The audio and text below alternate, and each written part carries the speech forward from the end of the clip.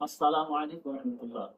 আলহামদুলিল্লাহ, আলহামদুলিল্লাহ রাব্বিল আলামিন ওয়াসসালাতু ওয়াসসালামু আলা রাসূলিল কারীম ওয়া আলা আলিহি ওয়া সাহবিহি। সমস্ত প্রশংসা আল্লাহ রাব্বুল আলামিনের জন্য, যে আল্লাহ রাব্বুল আলামিন আমাদেরকে হায়াতের জিন্দেগিতে বাঁচিয়ে রেখেছেন।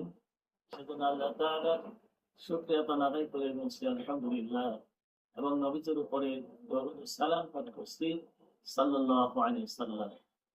সম্মানিত দিনদার, ইমানদার, মুত্তাকি মুমিনগণ, আজকে নামাজের বিষয়ে কথা বলবো।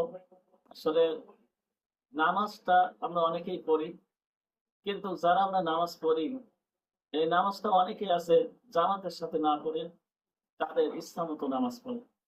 এই যে নিজের মতো করে যারা নামাজ পড়ে, যথাসময় নামাজ পড়ে না, তাদের ক্ষেত্রে আজকে আমার এই আলোচনা। আল্লাহ রাব্বুল আলামিন পবিত্র কুরআন কারীমের মধ্যে ঘোষণা করেছেন, ফাওয়াইলুল লিল মুসাল্লিন আল্লাযীনা হুম আন সালাতিহিম সাহুন। দুর্ভোগ সেই সমস্ত নামাজীদের জন্য যে নামাজী তাদের নামাজের ব্যাপারে বেখবর। অর্থাৎ এখানে বলা হয়েছে, যারা নামাজের সময় যথাসময় নামাজ পড়ে না। হযরত আবু ওয়াক্কাস রাদিয়াল্লাহু তাআলা আনহু তিনি বলেন, নামাজীদেরকে নামাজি বলা হয়েছে ওই সমস্ত নামাজীদেরকে যারা যথাসময়ে নামাজ পড়ে না। আর হাদিসে এসেছে, যারা যথাসময়ে নামাজ পড়ে না তাদেরকে অয়েল নামক জাহান্নামের শাস্তি ভোগ করতে হবে। এখানে আল্লাহ রাব্বুল আলামিন তাদেরকে ভয় দেখিয়েছেন, যথাসময়ে নামাজ না পড়লে অয়েল নামক জাহান্নামের শাস্তি ভোগ করতে হবে। অয়েল নামক এমন একটি কূপ, যেখানে বলা হয়েছে জাহান্নামের একটি কূপ। ওই অয়েল নামক কূপে এত উত্তপ্ত কূপ, যেখানে দুনিয়ার সমস্ত পাহাড় পর্বত ফেলে দিলে সঙ্গে সঙ্গে তাপে সেটা গলে যাবে। সম্মানিত ইমানদার মুত্তাকিগণ, তাই যথাসময়ে নামাজ আমাদেরকে আদায় করার জন্য চেষ্টা করতে হবে। আল্লাহ রাব্বুল আলামিন পবিত্র কুরআন কারীমের মধ্যে ঘোষণা করেছেন, ইয়া আইয়ুহাল্লাযীনা আমানু লা তুলহিকুম আমওয়ালুকুম ওয়ালা আওলাদুকুম আন যিকরিল্লাহ ওয়া মান ইয়াফআল যালিকা ফাউলাইকা হুমুল খাসিরুন। আল্লাহ তাআলা বলেন, হে মুমিনগণ, তোমরা তোমাদের ধন সম্পত্তি এবং সন্তান সন্ততির কারণে যেন তোমরা আল্লাহ তাআলা থেকে গাফেল না হও। যারা এই কারণে গাফেল হয় তারা অবশ্যই ক্ষতিগ্রস্ত।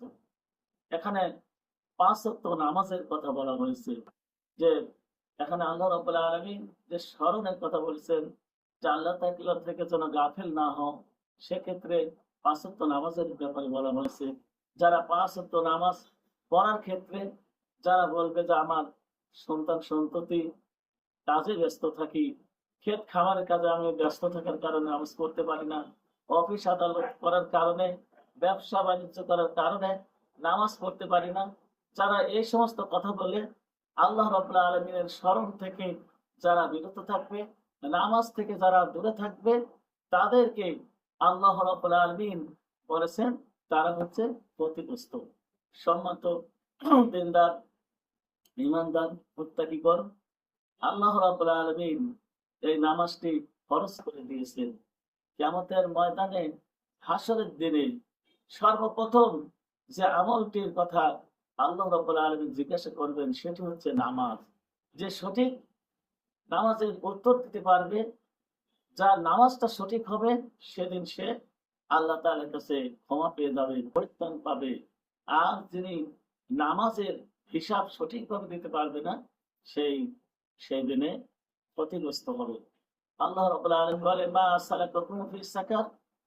অপরাধীদেরকে জিজ্ঞাসা করা হবে, মা সালাকাকুম ফি সাকার, কিসে তোমাকে জাহান্নামে নিতে করলো?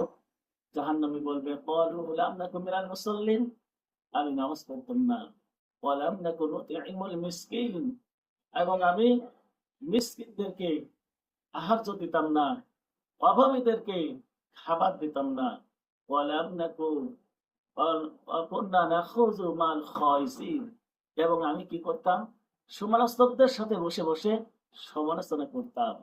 অকুন্না নুকাদ্দিবু বিয়াউমিদ্দিন, এবং পরকাল যে আছে, বিচার দিবস সম্পর্কে আমি বিশ্বাস করতাম না। হাত্তা আতানা ইয়াকিন, কারণ আমার মৃত্যু আসা পর্যন্ত আমি এটাকে বিশ্বাস করতাম না। ফামা তানফাহুম শাফাআতিশ শাফিঈন, অতএব তাদের পরকালে তাদের কোনো সুপারিশকারীদের সুপারিশ কোনো কাজে আসবে না। সম্মানিত ঈমানদার মুত্তাকি, আল্লাহর মুমিন মুমিনাত বান্দা বান্দিগণ, আল্লাহ রাব্বুল আলামিন আমাদেরকে জানিয়ে দিয়েছেন যে নামাজ যারা পড়বে না তারা কি হবে, তাদের স্থানটা হবে জাহান্নাম। এবং যারা গরিব দুঃখীদেরকে আহার্য দিবে না তাদের স্থানটা হবে জাহান্নাম। যারা মানুষের শুধু সমালোচনা করবে তাদের স্থান হবে জাহান্নামে। এবং যারা এটা বিশ্বাস করবে কিয়ামত পর্যন্ত, যে কিয়ামত দিবসে আমার বিচার হবে না, আমাকে হিসাব দিতে হবে না, মৃত্যু পর্যন্ত যারা এই বিশ্বাসী থাকবে তাদের অবস্থানটা হবে খুবই ভয়ানক, তারা হবে জাহান্নামী।